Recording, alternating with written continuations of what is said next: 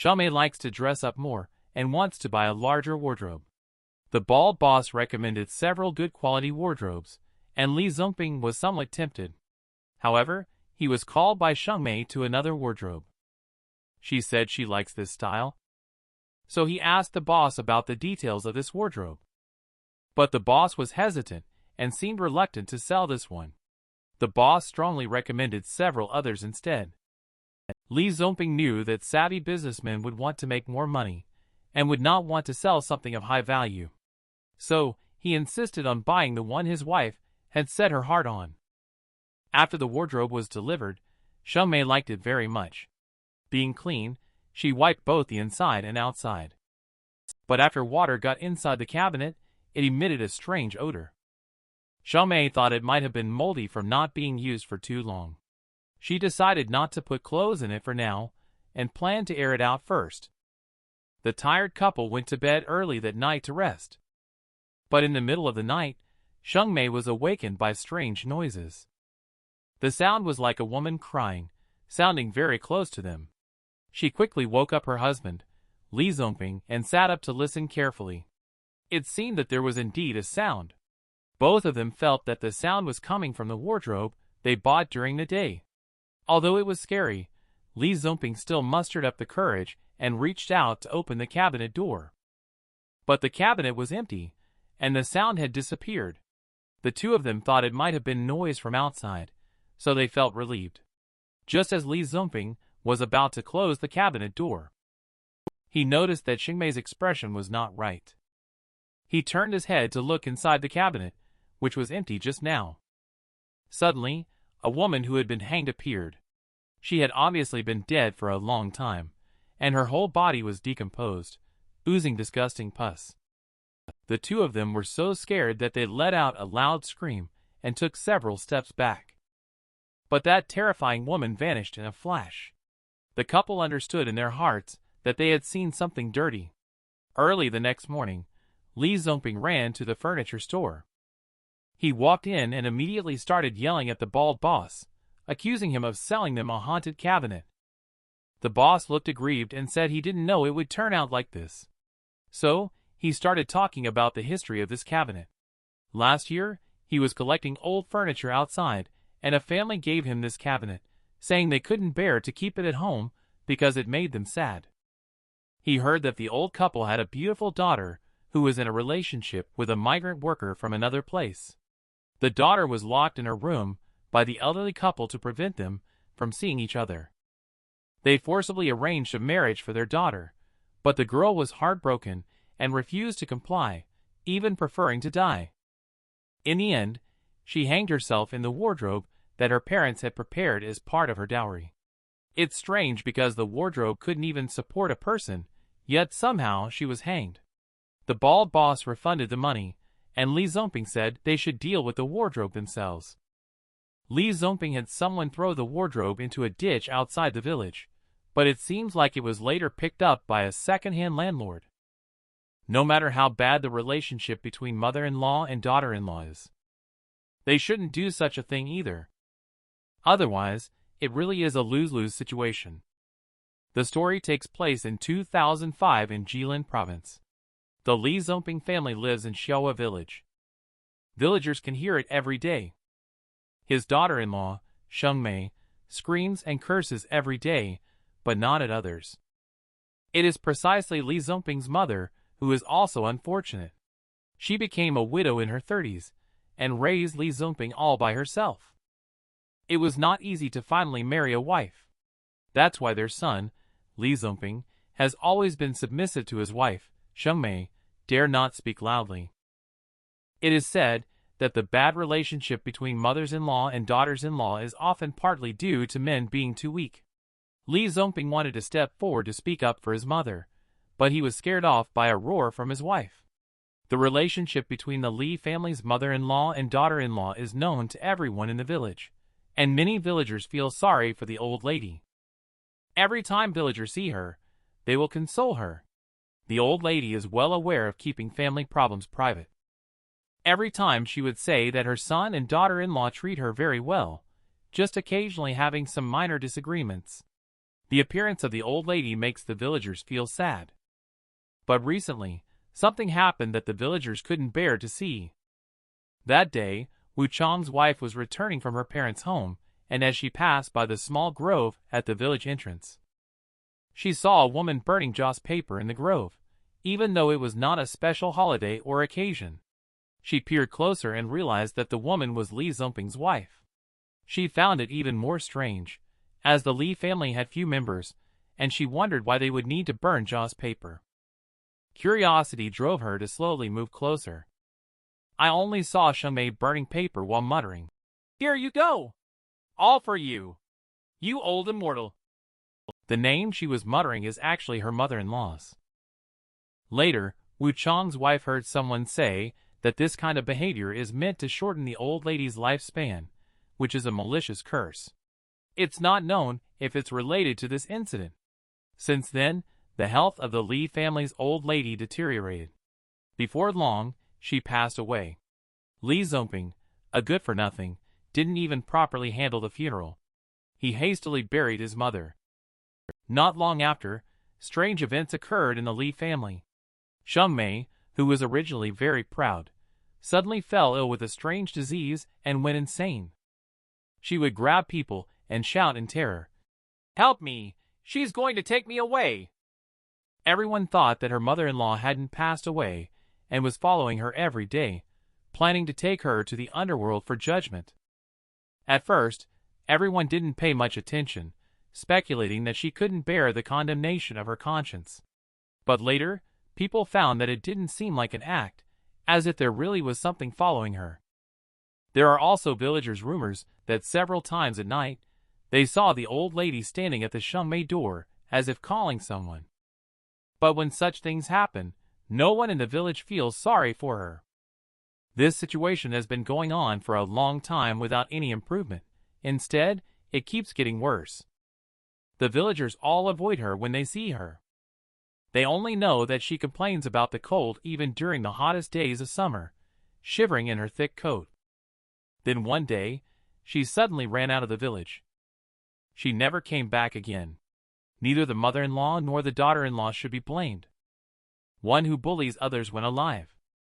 One who is unrelenting even after death. Why should women make things difficult for other women? If you ask me, the person who should be punished the most for this is. Actually, it's Li Zongping who did nothing. What do you think? He reveals a creepy smile as soon as he falls asleep. A 4-year-old child claimed to be playing at the kindergarten on the rooftop, only to realize that he had been possessed by a spirit. The story took place in 2014 at Jinjiago village in Rizhao, Shandong province, where houses were going to be renovated. People all moved out to find alternative housing for the time being. The Li Zongping family of 3 is in the process of moving. Son Little White is 4 years old and attends preschool in the kindergarten class. Due to the move, he is temporarily not going to school. Because of the tight schedule, Li Zongping rented a house in an old neighborhood.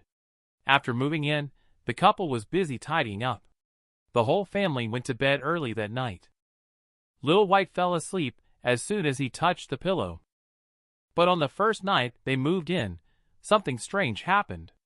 Li Zongping was woken up by bursts of laughter. It turned out to be his own son beside him. Little White was muttering something with a smile on his face. He had his eyes half open and his smile looked a bit eerie. Li Zongping thought he was just having a pleasant dream, so he didn't take it to heart. But the child remained in that state for a long time. The next morning, Little White still hadn't woken up by nearly 10 o'clock. Li Zongping told his wife Sheng Mei about the incident where their son laughed all night last night. Sheng Mei said, "Then let him sleep a little longer." But by noon, Little White still hadn't woken up. Sheng Mei was afraid that he would be hungry, so she woke him up and asked what lovely dream he had last night. Little White, however, said that he went to the rooftop kindergarten to play last night. Sheng Mei thinks that the child must be missing his friends from the kindergarten. She said that after settling in a few days, she will find a new kindergarten nearby for him. To celebrate the move, Li Zongping cooked several delicious dishes for lunch, but Little White was feeling down. He suddenly didn't want to eat the dishes he used to enjoy. The couple felt that their child was acting a bit unusual and asked if he was feeling unwell. But Little White said he still wanted to go to the rooftop kindergarten, and even mentioned a bunch of other kids' names. The couple were very puzzled about how their son suddenly mentioned so many other kids' names. And they live on the top floor, so there can't be any daycare upstairs either. It's getting late.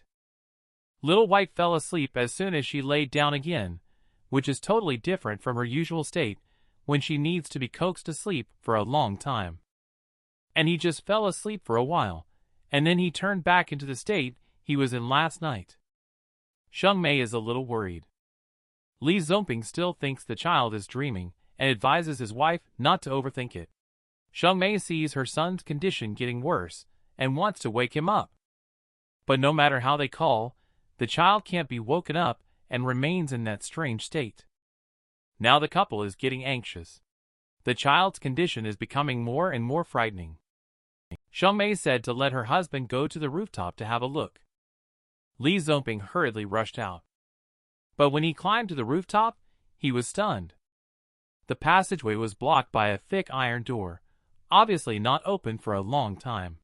He looked through a rusted hole on the iron door.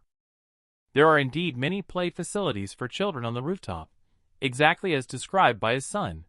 Suddenly, he saw several dark figures on the rooftop, like a group of children playing. But those dark figures clearly were not human. Just as he was starting to feel scared, he saw the shadow of his son, Little White, in the dark figures, in a semi-transparent state. Li Zongping was very puzzled but guessed that his son's situation was related to these ghostly shadows, so he loudly called out his son's name. While shouting and trying hard to pull the door lock, he couldn't open the iron door no matter how hard he tried. Li Zongping is experienced and knowledgeable. He knew it was the child's soul. If he couldn't call his son back, his son wouldn't wake up. After a while of struggling, he called the property management office. 2 night shift security guards quickly arrived. Li Zongping said his son was on the rooftop and asked them to open the door. The 2 security guards found it impossible. But he still opened the door. When Li Zongping pushed the iron gate open and took a look, only the entertainment facilities for the children were left. The security guard said that this was left behind by the owner who used to run a kindergarten, and it hasn't been touched for many years. Li Zongping quickly ran back home and saw that his son had already woken up. Little White said he was just playing at the kindergarten and ran back home when he heard his dad calling. Li Zongping told the elders at home about this. The elders said that the things from those kindergartens, if played with by children a lot and then left in unattended places, will develop spirituality and attract the lonely souls of dead children and ghosts to come and play. Little White was too lonely and was lured away by those little ghosts to play together. Later, the elder put a longevity lock on Little White, saying it could suppress the child's soul. It's strange to say, but after that, Little White never had that dream again. Audience, do you wear an amulet and red underwear in your zodiac year? Several boys won others' amulets just by winning.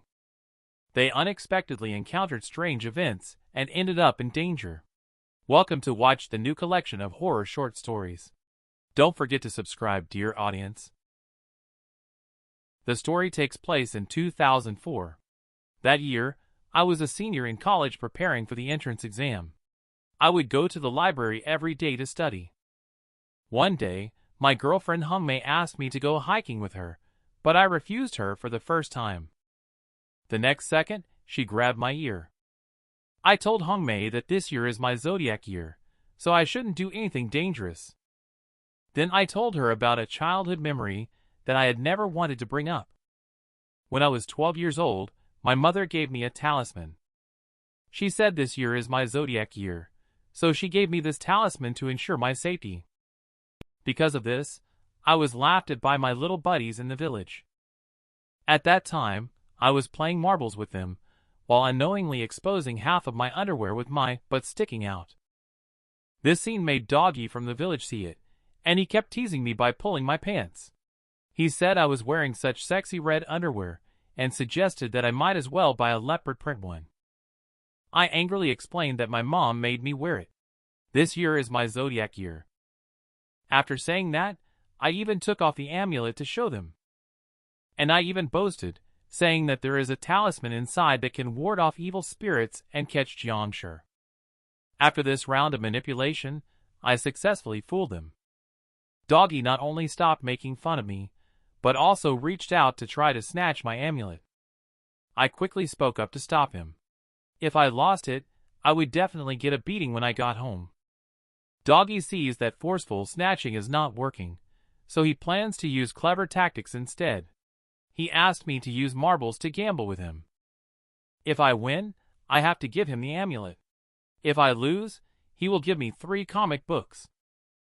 I looked down at the amulet in my hand, feeling a bit hesitant. Seeing my expression, Doggy took the opportunity to persuade me. I admit that 3 comic books are indeed very tempting, so I agreed to this bet. Maybe I was afraid of showing my red underwear again, so I actually lost to the most inexperienced doggy in the village. Watching them fight over the amulet, I felt particularly panicked. At dinner time, I deliberately raised my collar higher. Fortunately, my mother didn't notice. The thing is that everything started happening after I lost my amulet. That day, Doggy and I went to the forest to roast sweet potatoes. When we were preparing to make a fire, Doggy suddenly found something. He actually found a coffin. So we ran over to check it out. The coffin was slanted in the ground. It seemed to have been washed down by heavy rain. The end of the coffin that was exposed in the soil had its lid partially opened, emitting a foul smell. However, Doggy was not repelled by the odor. His eyes were fixed firmly on the coffin. At this moment, he turned his head and said he wanted to see what was inside the coffin. Upon hearing this, I felt very shocked, sensing that Doggy was acting a bit unusual today. So I decided to leave, but Doggy started lifting the coffin lid with his hands. And he even used provocative tactics to mock me as a coward. He said I only deserved to wear red underwear, and that I was not a real man at all. This move really worked on me. I pointed my finger at Doggy and asked who he was looking down upon. And then I joined him in the procession of lifting the coffin board. Because we were so focused on lifting, we didn't notice the crack that appeared in the coffin board. The next second, Doggy flew out and was holding a broken coffin board in his hand. Although he didn't fall out of the ring this time, he was still thrown hard. He casually threw the coffin lid to the side, and then got up and walked over to the coffin. Doggy said he wanted to go in and take a look. After saying that, he crawled in through the gap and then asked me to come in as well. Although I was afraid, I followed him in to maintain a manly image. The coffin was pitch black. I quickly lit a match.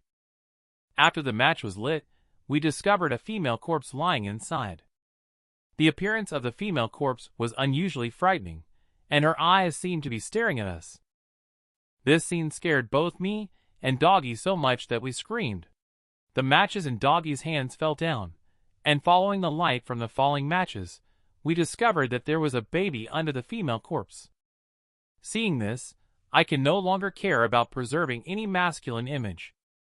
I immediately scrambled out of the coffin, eagerly competing with Doggy. Our panic-stricken friends ran over to us. 2 friends outside asked us what we saw. Doggy told them about the situation inside the coffin. At that moment, a friend handed us 2 roasted sweet potatoes. Looking at the wrinkled roasted sweet potato, Doggy couldn't help but think of the dried corpse he had just seen.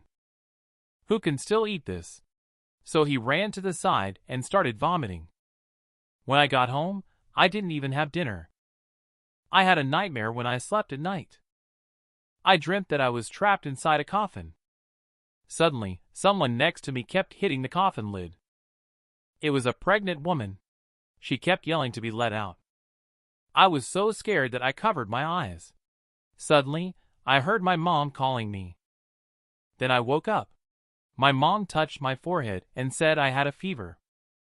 At this moment, my grandma suddenly discovered that the amulet on my neck was missing.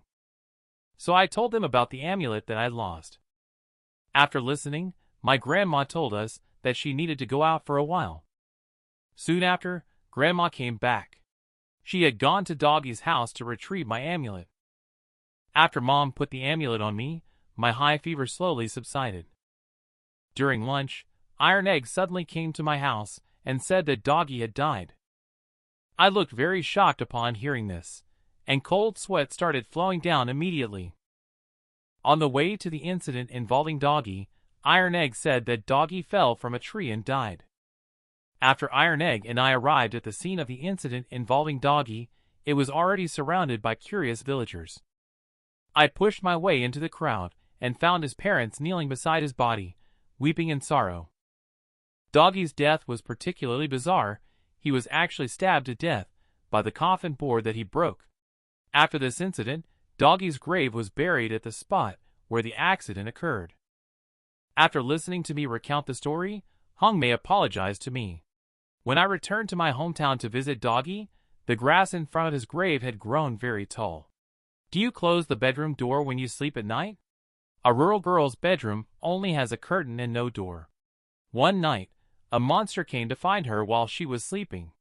Welcome to watch the new horror story. This happened in 2014. I was only about 10 years old that year because of my parents' work. I have been living with my grandmother since I was young. My grandfather passed away very early. There are only two people in the family, my grandmother and me. My grandmother is very kind to me, but she can be a bit naggy about many things. She is afraid that she might not take good care of me, and it would cause complaints from my mother. Sometimes the more you fear something, the more likely it is to happen. I remember that after dinner, I played with the children in the village by the street. Grandma cleaned up the dishes and chopsticks, then told me she was going to my eldest aunt's house for a visit. Grandma was gone for 2 or 3 hours. It was already dark, and she still hadn't come back. The child I was playing with had gone home, leaving only those two elderly people chatting there. After waiting for a while, and still not seeing Grandma return, I went back home. When I arrived home, I purposely locked the front gate. Because I was scared of the dark, I didn't wash up and just went straight to bed. Before going to sleep, I purposely glanced at the alarm clock. It was only 9:10 at that time. Just a short while after lying down, I heard some activity in the living room. It was the sound of footsteps, just unusually light. At first, I thought it was my grandmother coming back. But then I realized her footsteps couldn't be this light. Just as I thought it was a thief, someone suddenly started calling out a person's name. His voice was particularly eerie, with a long drawn-out trailing tone that gave me the shivers. At this moment, 2 feet suddenly appeared under the curtain in my bedroom. Immediately after, the curtain was lifted. When I saw his appearance clearly, my heart felt like it was hit by a heavy hammer. It was an old man with bulging green eyeballs all over his body. I was so scared that I quickly tucked my head into the blankets, my body uncontrollably trembling, and tears continuously streaming down my face. The old man kept calling out a name while pacing around the room. After about 2 minutes, he pulled back the curtain and returned to the outer room. Sensing that he had left the bedroom, I got up, opened the window, and jumped out. When I ran to the street, I began to cry loudly. It was only then that I realized I had forgotten to put on my shoes. I arrived at the place where we played during the day, and found that the 2 old people had not returned home yet. So I cried and told them about the situation just now. Seeing this, the few people immediately called their 2 sons over. They searched through both my kitchen and the bedroom where I was sleeping with sticks in hand, but they did not find the old man with bulging green eyes that I had described. So they thought that I might have just been dreaming earlier. I said with tears that I wasn't dreaming, and I recounted in detail what had just happened. I heard the old man shouting a person's name, and the old man said that was my grandmother's name. Now they also believe that I am not dreaming. They stayed with me to wait for my grandmother, but unexpectedly ended up waiting for my uncle. Uncle said my grandmother had a heart attack at my eldest aunt's house. She is currently in the hospital. Then Uncle rode a motorcycle and brought me to the hospital. As soon as I saw my grandmother, I cried. I told them what happened that night. They seemed very shocked after hearing it. During the time when the old man came to look for Grandma, she happened to be in the hospital undergoing emergency treatment. The woman's husband peeled off the fox's fur to make a scarf for her. After she put it on, strange things started happening one after another. 2 days later, she was found dead by her husband on their bed. Welcome to Watch a Horror Short Story. The story takes place in a small mountain village at the foot of the Snowy Mountains in northeastern in 1970. During that era, there were many hunters, mostly making a living by hunting. Li Xiongping was no exception. To support his family, he would go hunting in the mountains with his son Richie from time to time. That morning, he left the house as usual.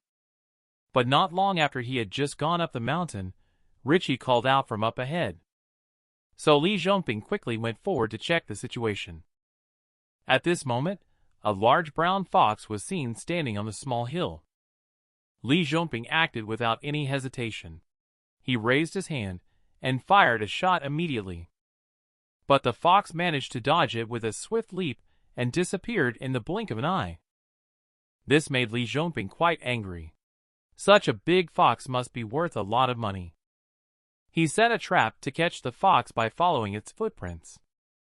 He then went down the mountain and planned to come back in 2 days to check. After exercising with his wife, Hong Mei, in the evening, he talked to her about this matter. Hong Mei's eyes lit up after listening. She said she wanted a fox for scarf. Li Xiongping didn't promise verbally, but he made a mental note of it. A few days later, he and Richie went up the mountain to check the situation of the animal traps. They saw that the big fox had indeed been caught by the animal trap. Li Xiongping was overjoyed when he saw the fox trapped. The fox started to shed tears, seemingly wanting Li Xiongping to spare it. But when Li Xiongping remembered what his wife had said to him that night, he hardened his heart. He picked up a stick and beat the fox to death. Then he peeled off the fox's skin and made it into a scarf for his wife. So Hong Mei showed off with the scarf around the village, thinking it would make the villagers envious. But unexpectedly, Tsuehua's face drastically changed upon seeing the scarf. The next second, she said there was something urgent at home and left. Shufan saw the expression on Tsuehua's face, said hello to Hong Mei, and followed her. Later, Shufan caught up with Tsuehua and asked her why her expression suddenly changed. Tsuehua turned her head and nervously told Shufan the reason. She was envious when she first saw Hong Mei's scarf just now. But the next second, the fox seemed to come alive, baring its teeth at her. After hearing Tsuehua's explanation, Shufan's pupils suddenly constricted in fear. Then she planned to tell the situation to Hong Mei, but Tsuehua quickly stopped her. She said that Hong Mei must have offended the fox fairy, and whoever interferes will suffer the consequences. The following events indeed unfolded, as Tsuehua had predicted. Hong Mei was suddenly awakened by the sound of a fox while sleeping at night. She was scared and quickly woke up Li Xiongping, but Li Xiongping said he didn't hear anything at all. At this moment, a black shadow resembling a fox suddenly appeared outside the window. Hong Mei was so scared that she quickly closed her eyes, but the next second, she felt a sinking sensation in her chest. When she opened her eyes, there was actually a big fox lying on her chest. So she sat up abruptly and threw the fox aside. It wasn't until she regained her senses that she realized it was just a fox fur scarf made by Li Xiongping. At lunch the next day, Hong Mei told Li Xiongping about the situation the previous night, but Li Xiongping thought she had just dreamt it. He then took his hunting rifle and went up the mountain to hunt. When Li Xiongping returned home, it was already dark outside. He found that the lights in the house were not on. His wife would not normally have turned off the lights and gone to bed at that time. When Li Xiongping walked up and pushed open the door to the inner room, the scene before him felt like a heavy blow to his heart.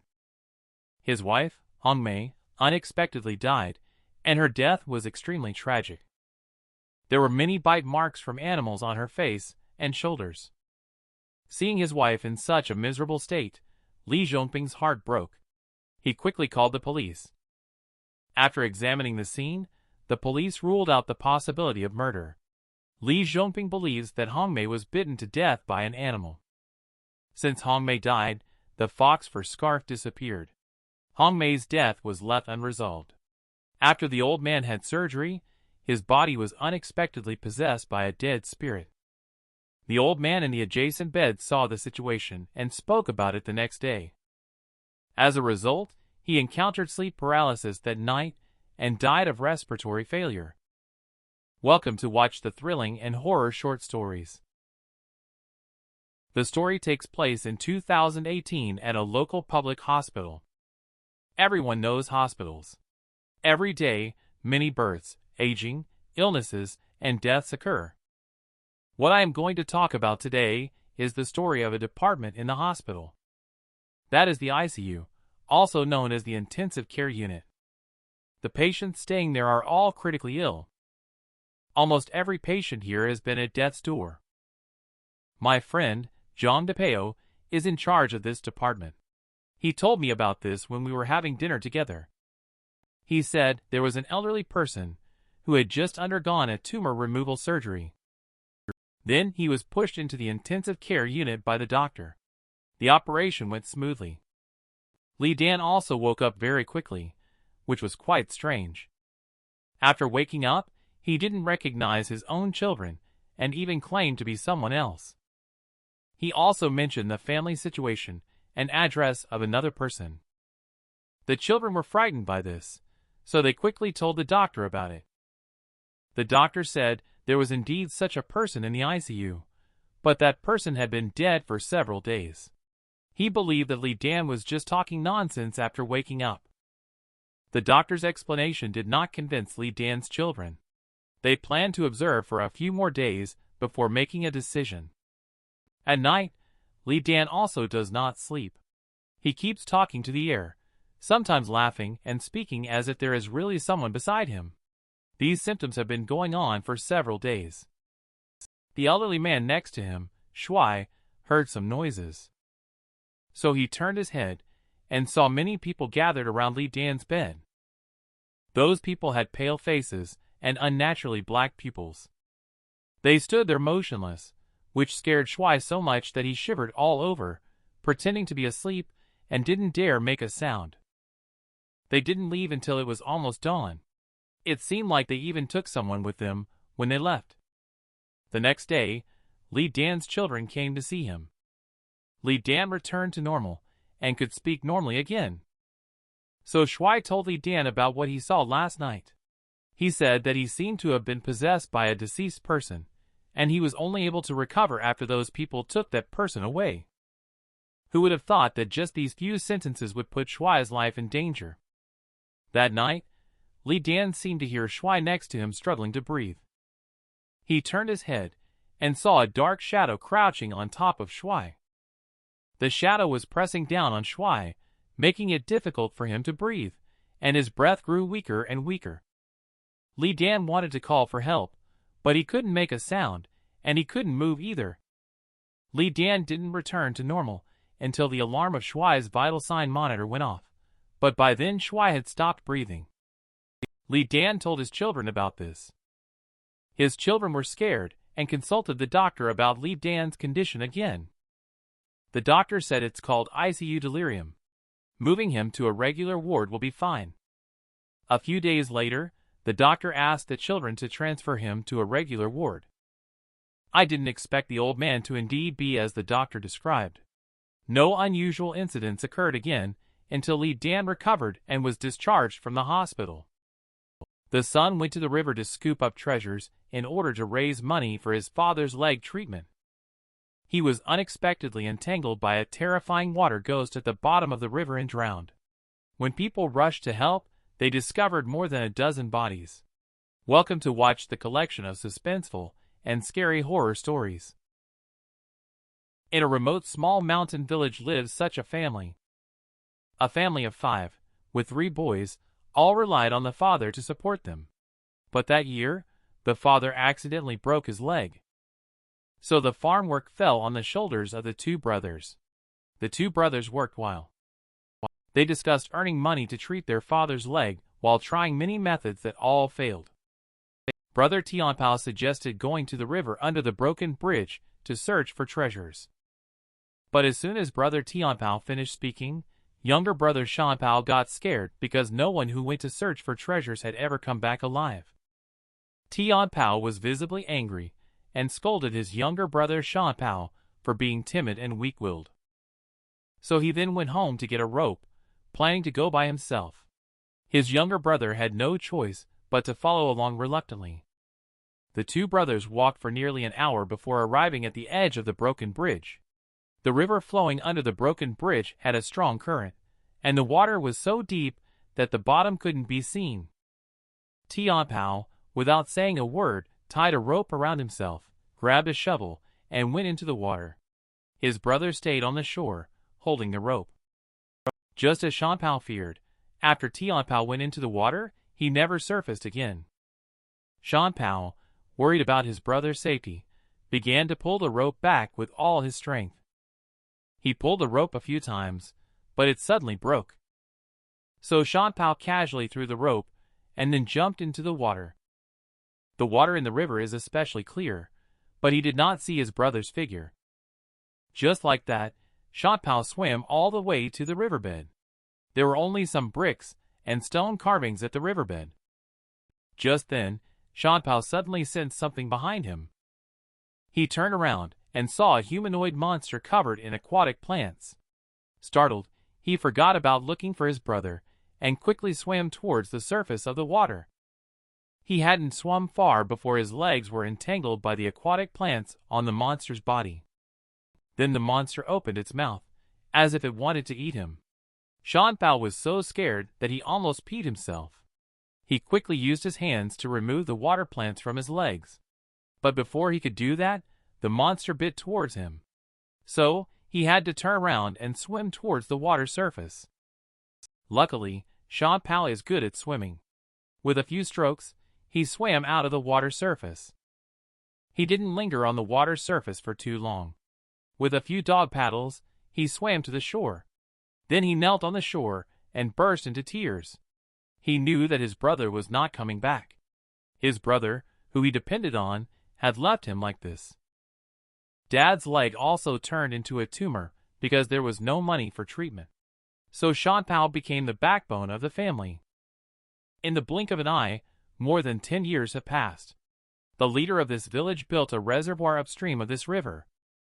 The water level at the broken bridge is rapidly decreasing, and is now less than 1 meter deep. The scenery at the bottom of the water becomes clearly visible.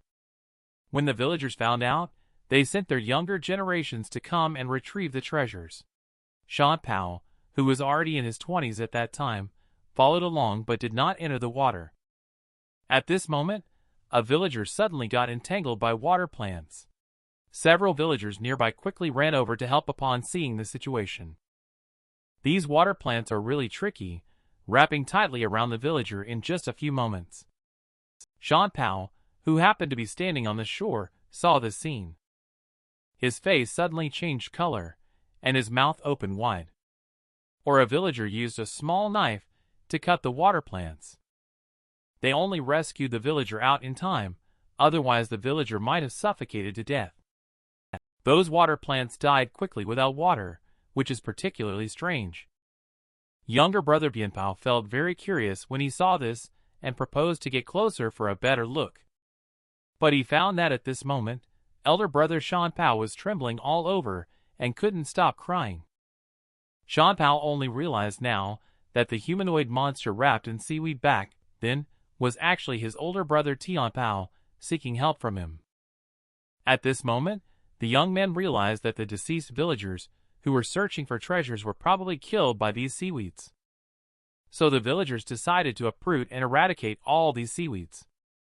When they were cutting with great enthusiasm, an accident happened. At this moment, a villager panicked and called others to come and have a look. Just then, behind the stones, in the river, there were many bodies wrapped in water plants. A brave villager cautiously used a sickle to cut open the water plants. Inside, they indeed found a skeleton with no flesh or skin left. And among them, one was Tian Pao, who had drowned after being entangled in aquatic plants back then. So the two brothers knelt in front of the skeletal remains of their brother Tian Pao, crying uncontrollably. The villagers found a total of more than a dozen skeletons, belonging to both adults, children, and livestock. Soon, the skeletons were all gathered and placed by the broken bridge by the villagers. When the county leader heard about this, they even specially invited an archaeological team. However, after the team's excavation, they did not find any treasures. That broken bridge still exists today, but it is the most painful memory of Shan Pao's life. Have you heard of the ghost-carrying sedan chair? A group of strangely dressed ghosts carry you to a desolate graveyard, and when they reach the destination, they use their hands to dig up a grave to bury you. Welcome to continue watching horror and suspenseful short stories.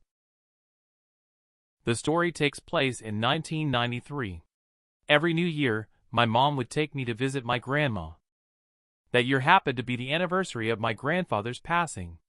So my grandma told me about a strange event that she and my grandfather had encountered. When my grandma was young, she was even more beautiful than Taylor Swift and had countless suitors wanting to marry her. But she felt that men only lusted after her body. She is nearly 30 and still a virgin. Due to her age, there are fewer suitors coming forward to propose. So, her father had to call a matchmaker to help arrange blind dates. After understanding the situation, the matchmaker didn't say a word and directly asked the old lady to go to the neighboring village to Li Zhongping's house. As expected, the situation unfolded just as the matchmaker had anticipated.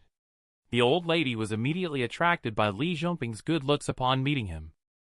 After that, Li Zhongping often rides his own mule to go on dates with the old lady. People were very conservative back then. If it were now, they would have started dating long ago. Therefore, their dates just involved chatting and then rushing home before dark.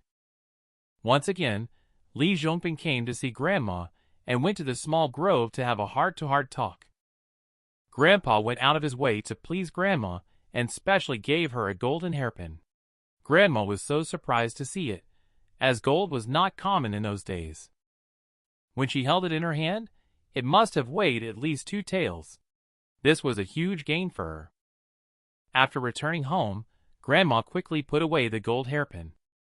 She even asked someone to tell Li Zhongping that he is welcome to come and marry her tomorrow directly. Upon learning this, Li Zhongping was overjoyed. Early the next morning, he arrived with a sedan chair to pick up the bride. Granny even specially brought along the box containing the golden hairpin. Perhaps due to the overly ostentatious procession, they unexpectedly encountered bandits on the way to the groom's home. So Granny quickly put the box into the hidden compartment under the sedan chair seat. Then she carefully drew the curtain aside to check the situation outside.